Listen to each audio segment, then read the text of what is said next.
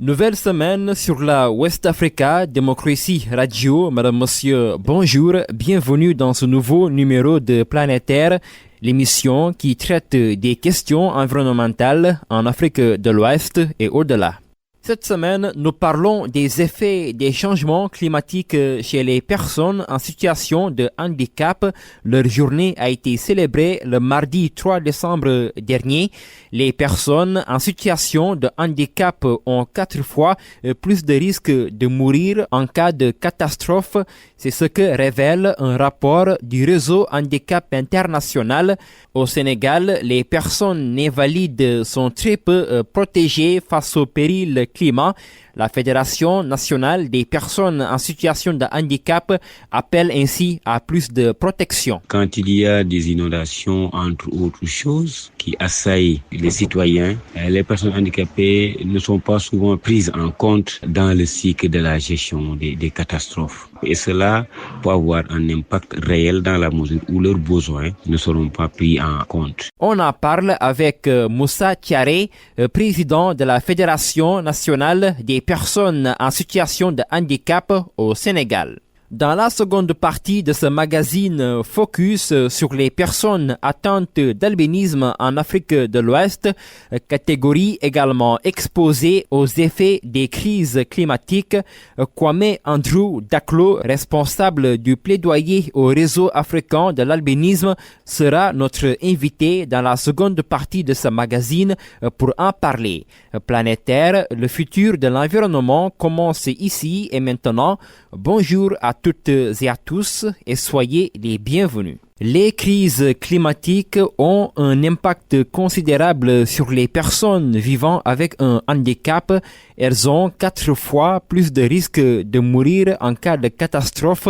Le réseau Handicap International a lancé l'alerte dans un rapport consulté par Murtala Zouberou. Les cyclones, les inondations, les hausses des températures polluent le quotidien des personnes en situation de handicap dans le monde. Ces personnes sont trop souvent laissées pour compte, relève le document, en particulier celles vivant dans des communautés où le handicap est encore fortement stigmatisé. Selon le Bureau des Nations Unies pour les réductions des risques de catastrophe, une personne en situation de handicap sur 4 est capable de vivre des mesures d'évacuation sans problème en cas de catastrophe et seuls 11% déclarent connaître l'existence d'un plan de gestion des catastrophes dans leur communauté. C'est qui est trop peu d'après le réseau Handicap International qui rapporte que les personnes vivant avec un handicap ont 4 fois plus de risques de mourir en cas de catastrophe. D'après l'organisation, il y a urgence à agir pour réduire la vulnérabilité de cette catégorie qui dispose de peu d'informations sur les risques qu'elle encourt lors d'une catastrophe et la manière de réagir pour se protéger. Nombreuses sont d'ailleurs celles qui n'évacuent pas leur habitat faute d'accès aux messages d'alerte en temps opportun ou à cause de l'inaccessibilité des procédures d'évacuation de leur ensemble. Elles peuvent donc être abandonnées sur place alors que la population est forcée d'évacuer. Selon le Bureau des Nations Unies pour la réduction des risques de catastrophe, 115% des personnes en situation de handicap ont le sentiment d'être exclues de la réponse humanitaire. Pour le réseau Handicap International, il est indispensable d'agir pour protéger les personnes invalides du changement climatique en donnant les moyens aux communautés d'anticiper et de se préparer aux risques. Murtala Zouberou, merci. Nous sommes justement avec Moussa Thiaré. Bonjour. Bonjour, Moussa Diakité. La journée mondiale des personnes en situation de handicap a été célébrée le mardi 3 décembre dernier.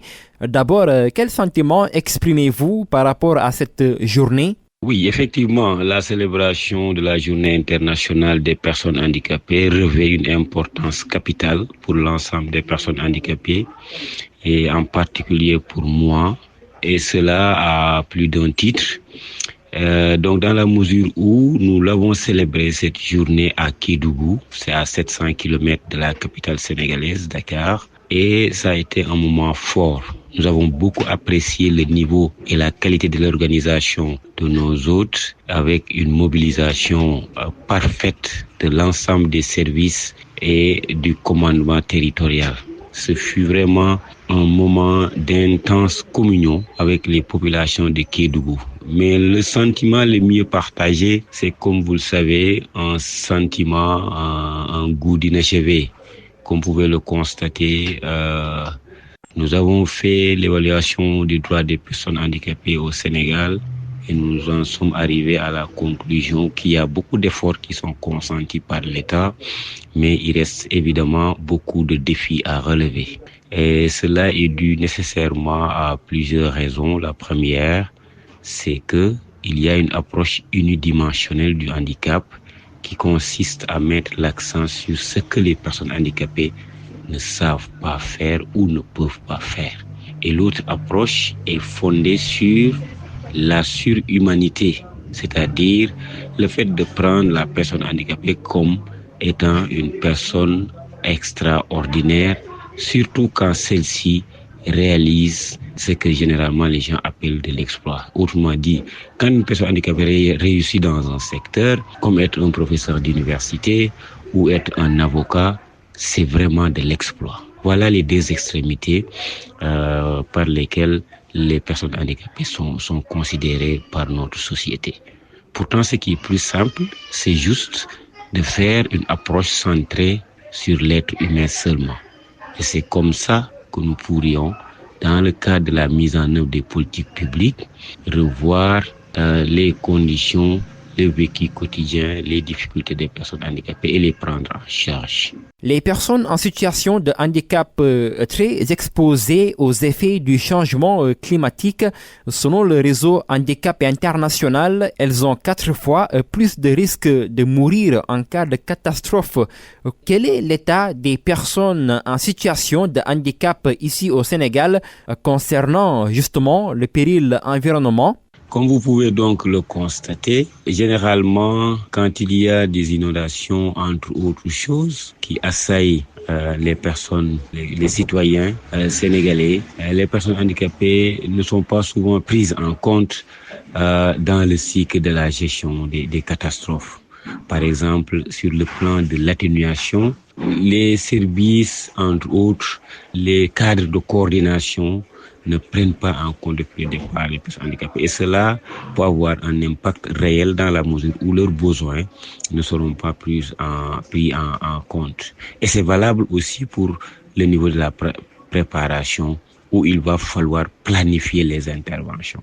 Vous savez, si vous ne disposez pas de données, quels sont les besoins des personnes handicapées en termes de santé, en termes de, si vous voulez, d'alerte précoce, est-ce que les messages qu'on véhicule pendant ces alertes, est-ce que ces messages sont accessibles à toutes les personnes handicapées? Est-ce que, si vous voulez, les infrastructures sont bien préparées pour accueillir les personnes handicapées en cas de catastrophe, etc. Cela constitue vraiment des problèmes majeurs. Il en va de soi aussi pour la réponse quand une catastrophe survient. Généralement, la prise en charge oublie les personnes handicapées parce que en amont, il n'y a pas eu identification de ces besoins-là. Ce qui fait que les systèmes d'évacuation, s'ils existent, ne prennent pas en charge. Souvent, au Sénégal, par exemple, quand on va parler de la direction de la protection civile ou du plan ORSEC, organisation des secours, on n'a pas cette connaissance, on n'a pas cette expertise de prendre en charge les personnes handicapées. Et cela affecte leur vécu quotidien. Cela, ils sont généralement coupés du reste du monde. Et concrètement, comment se manifeste l'impact des changements climatiques chez les personnes en situation de handicap? Oui, l'impact des changements climatiques sur les personnes handicapées, comme sur toutes les personnes d'ailleurs, est un impact négatif. Vous savez que beaucoup de catastrophes sont dues à ces changements climatiques. On parle de l'érosion côtière, on parle des inondations, on parle du réchauffement climatique, entre autres choses. Mais ce qui est ce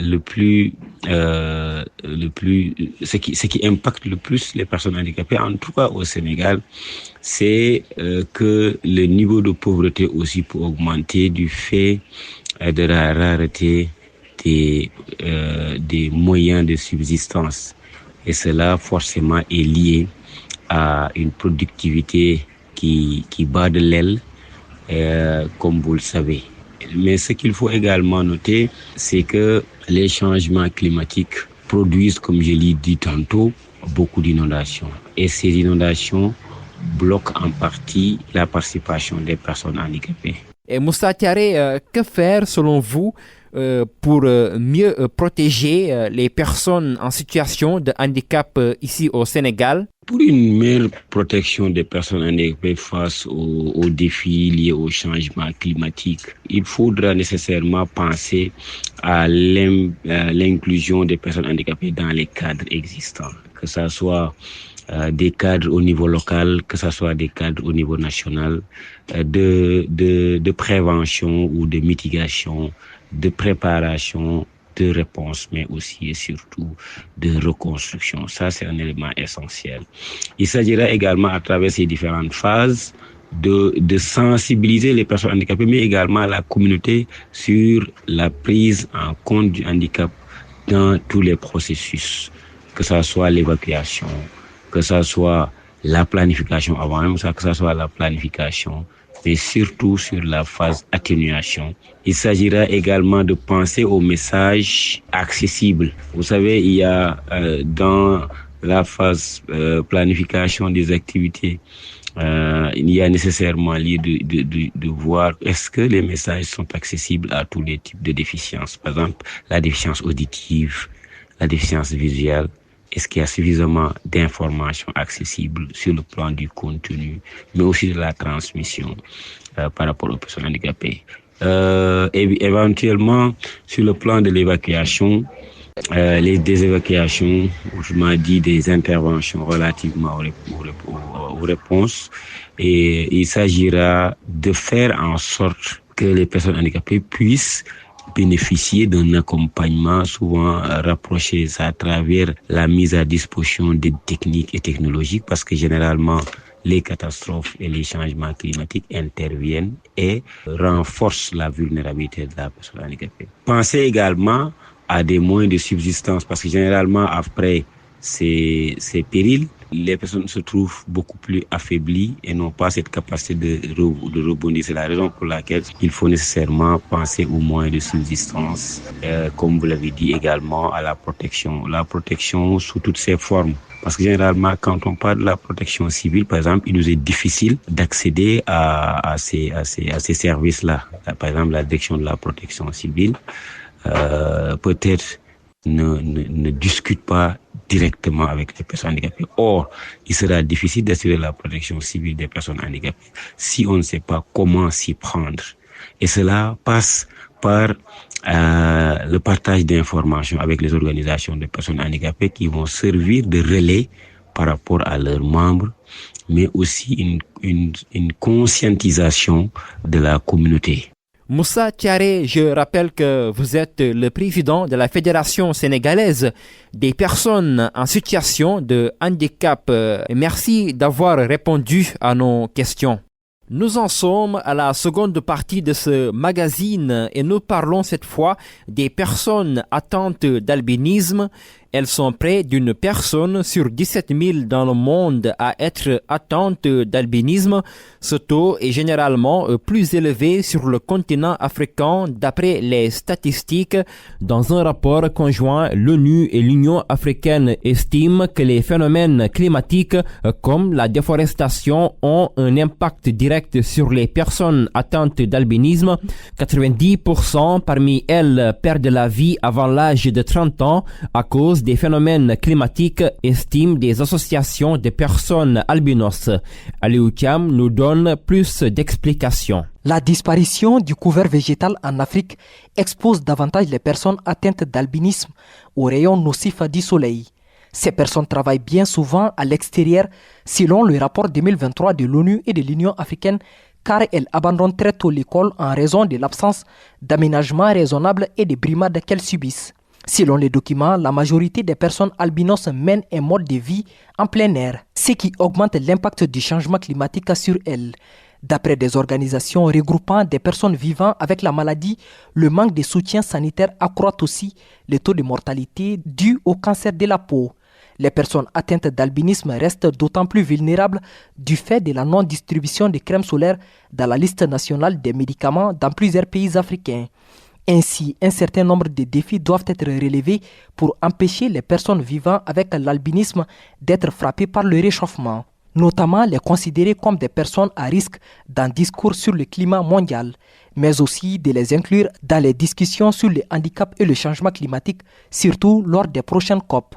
Parmi les recommandations aussi, adopter des stratégies nationales pour la réalisation de l'objectif de développement durable 13, à savoir prendre des mesures urgentes pour lutter contre le changement climatique et ses effets. Aliou Thiam, merci. Écoutons à présent le témoignage de Laïla, une jeune fille atteinte d'albinisme et qui a vu ses études être compromises. Pour moi et pour de nombreuses personnes atteintes d'albinisme en Afrique, notre droit à l'éducation est une question de vie ou de mort, parce que l'albinisme provoque une déficience visuelle. Nous avons besoin d'aménagements raisonnables et de soutien pour accéder à l'éducation. Sans éducation, les personnes atteintes d'albinisme finissent par travailler à l'extérieur où les rayons nocifs du soleil provoquent des cancers de la peau. Les faibles taux d'éducation et le changement climatique sont quelques raisons pour lesquelles le cancer de la peau est la première cause de décès chez les personnes atteintes d'albinisme. Alors que le changement climatique s'aggrave et que les rayons UV nocifs augmentent en Afrique, nous demandons le soutien de notre gouvernement pour garantir des aménagements raisonnables. We ask for support from our government to ensure reasonable accommodation in schools.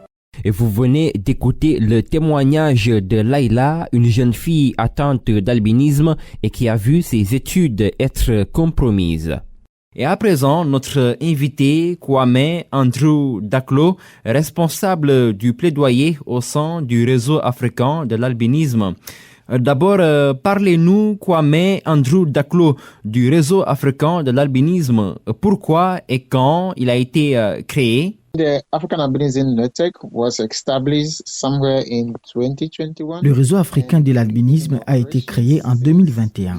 Depuis 3 ans, nous avons mené nos activités et nous nous engageons dans les soutiens des pays africains pour adopter un plan d'action sur l'albinisme. In Africa to adopt the AU plan of action on albinism in Africa. So in our pilot stage, we supported. Dans notre approche, nous avons soutenu 8 pays, y compris le Togo, la Tanzanie, l'Afrique du Sud, l'Ouganda, la Zambie et le Kenya. Mais actuellement, notre travail a évolué. Nous intervenons au Ghana, à Madagascar, en Angola, et nous recevons des invitations de tous les pays de l'Afrique pour leur venir en soutien, afin qu'ils puissent développer des plans d'action sur l'albinisme en Afrique. Donc, notre travail continue d'évoluer. So our work keep expanding. Et pouvez-vous nous dire ce que l'Union africaine a dit sur l'albinisme et qu'est-ce que les autorités étatiques requièrent pour s'assurer que les personnes qui vivent avec l'albinisme reçoivent le soutien nécessaire?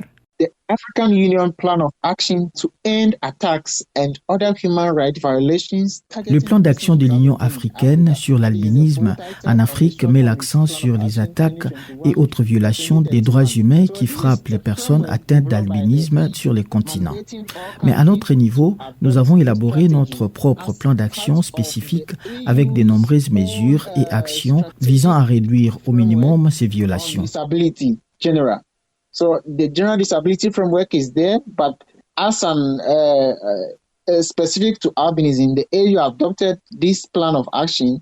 En guise d'exemple, les attaques, la discrimination et d'autres violations des droits humains sont tous déterminés dans ces plans d'action.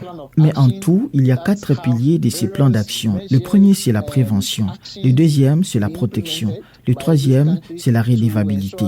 Et le quatrième, c'est l'égalité et la non-discrimination. Donc, tous ces piliers ont leurs propres résultats stratégiques et de nombreuses mesures à être implémentées pour s'assurer que les personnes avec l'albinisme sont protégées, que leurs droits sont promus et que tous leurs besoins sont fournis pour s'assurer qu'ils vivent adéquatement sans peur dans leur communauté. Their rights are promoted and all their needs are provided to ensure they live adequately without fear in their community. Et vous opérez en collaboration avec les Nations Unies. Pouvez-vous nous expliquer pourquoi l'ONU a choisi ces pays-là? Est-ce parce qu'ils ont un nombre plus élevé de personnes qui vivent avec l'albinisme? Basic criteria was the amount of physical attacks that are meted out to persons with albinism in these countries. Le nombre d'attaques visibles sur les personnes vivant avec l'albinisme sont nombreuses. Elles sont souvent taxées d'être dotées des croyances mystiques dans leur corps. Pour ces critères fondamentaux, Kelonie intervient dans ce pays où ces pratiques sont plus visibles. Arms and other body parts for ritual purposes. So the basic criteria was to Nous nous donnons pour objectif d'aller au-delà de ce pays et nous intéresser aux pays où l'on enregistre de moins d'attaques contre des personnes vivant avec l'albinisme. Par exemple, nous utilisons d'autres critères pour comprendre comment les personnes avec l'albinisme ne sont pas touchées par des attaques physiques comme dans les pays nord-africains. how people with albinism are faring in countries that do not face necessarily physical attack as in the West African countries. Et quels sont les autres défis que les personnes qui vivent avec l'albinisme font face, en particulier dans ces pays? The most prevalent one that many people would think of or easily remember is the physical attacks. Le type d'attaque la plus répandue, c'est les attaques physiques ou même les discriminations, car les personnes atteintes d'albinisme sont accusées de posséder des puissances magiques. Ils sont ensuite attaqués et leur corps coupé en morceaux pour différents objectifs rituels. Au-delà de tout ça, il y a une grave discrimination et une stigmatisation sur les conditions de l'albinisme. Les gens ont différents mythes sur les personnes atteintes de la maladie et dont les gens avec l'albinisme sont exclus dans différentes activités sociétales. Il y a beaucoup de personnes avec l'albinisme qui sont exclues à cause de la discrimination. Et cette discrimination s'est étendue jusqu'à toucher les droits fondamentaux de l'homme, spécialement dans l'éducation. Dans les classements, les personnes avec l'albinisme n'ont pas l'équipement nécessaire pour travailler, du fait d'un défaut lié à la vue. Par conséquent, un enfant dans un classement doit être équipé pour pouvoir travailler. Mais dans la plupart des cas, notre environnement académique ou notre système éducatif n'accompagne pas adéquatement les besoins des personnes avec albinisme. Quand on parle des défis de la santé, les personnes avec l'albinisme n'ont pas de mélanine dans leur peau, c'est-à-dire qu'ils n'ont pas de mélanine ou de protection, ou de pigmentation qui protègent la peau du soleil direct ou des rayures UV. Donc, une petite exposition au soleil ou à la radiation UV peut avoir un impact majeur sur la peau. Donc, si vous allez dans le soleil, pendant environ 10 minutes, vous commencez à avoir mal. Et votre exposition continue au soleil a des conséquences comme les cancers de la peau. Et en Afrique, il y a des recherches qui montrent que jusqu'à 98% des personnes avec albinisme meurent des cancers de la peau une fois que vous avez acquis cette maladie. C'est là que se trouve le nexus entre l'albinisme et l'environnement. And the continuous exposure to the sun leads to skin cancer.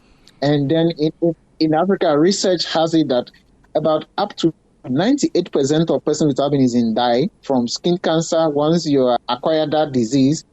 Et quelle stratégie adoptez-vous, Kwame Andrew Daklo, afin d'attirer l'attention des organisations de défense des droits de l'homme sur vos conditions? Yeah, the first thematic area is human rights defenders, and Nous collaborons bien avec les défenseurs des droits de l'homme, notamment ceux engagés pour la défense des droits des personnes atteintes d'albinisme. Ces défenseurs plaident en faveur des personnes vivant avec la maladie et soutiennent leur travail et ils interviennent dans différents pays. Nous conduisons aussi des sessions de formation aux défenseurs des droits de l'homme, spécifiquement aux pays cibles. Nous l'avons fait en Namibie, à l'Afrique du Sud, au Kenya, à l'Ouganda, et à tous ces pays que nous soutenons. Le deuxième domaine concernant les femmes touchées par l'albinisme, c'est deux catégories, celles touchées par l'albinisme et celles qui ont des enfants avec l'albinisme. Nous conduisons des formations sur les soutiens à apporter à ces femmes.